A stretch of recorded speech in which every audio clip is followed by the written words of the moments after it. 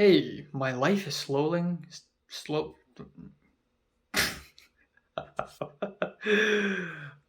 Okay, start over.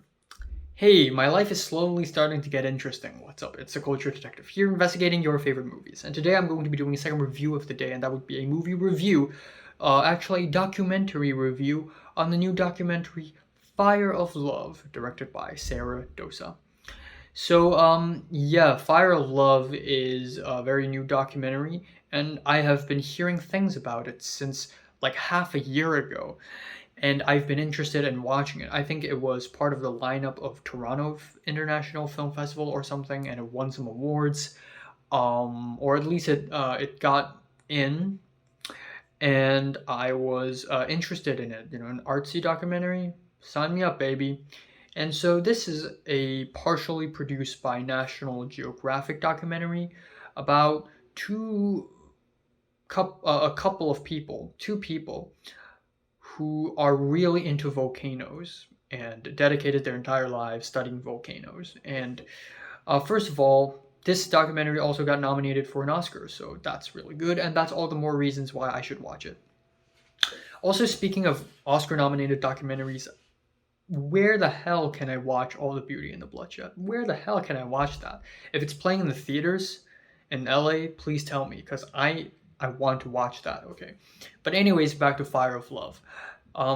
First of all, I have to admit this is one of the most beautiful and gorgeous looking documentaries I've ever seen. It's really well shot, and it's incredibly surprising to me that like 80% of the footage in this documentary are basically archival footage from actual pieces of film that the the couple in the story in the documentary had filmed. It's not filmed by Sarah Dosa herself or anything. No, it's actual film archival footage. Yet the colors look really crisp, and yeah, maybe there is some color grading in post. There definitely is, but still compositionally, and the aspect ratio as well. It's just gorgeous. It's really beautiful, and that's my favorite thing about this documentary. It's really got the film aesthetics, even where we have these animation parts.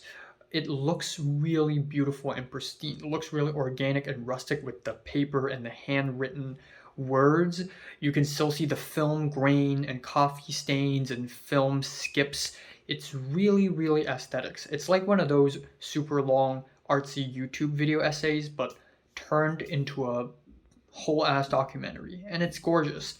That being said, though, this documentary is a bit of a slow burn, and I don't mean it in a bad way. Slow burns work, sure, but this one is a little slow for me, unfortunately, because the film really meanders around the same kind of thing and it repeats same ideas again and again and again and again and again. It starts off interesting, but it begins to get a bit repetitive.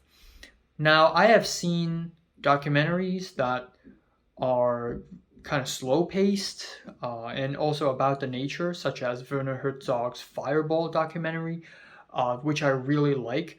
But even with Herzog's documentary, it shows diversity because it shows Comet and um, I forgot the name of the thing, but it shows a diverse range of interviewees and archival footage to keep it interesting. And even for documentaries like Feels Good Man, or actually the one that I wanted to say is All Lights Everywhere.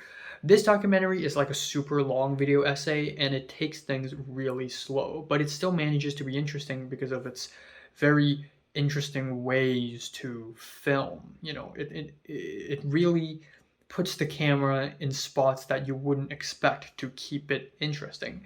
But unfortunately, Fire of Love don't do that as much. So it's not as interesting for me. But even so, I think it is a very solid documentary. I think it's a really well made, and I'm happy it got nominated for an Oscar. I am giving the new Fire of Love documentary a decent 7 out of 10. So if you've watched Fire of Love, comments below, let me know, subscribe if you want more, and thanks for watching.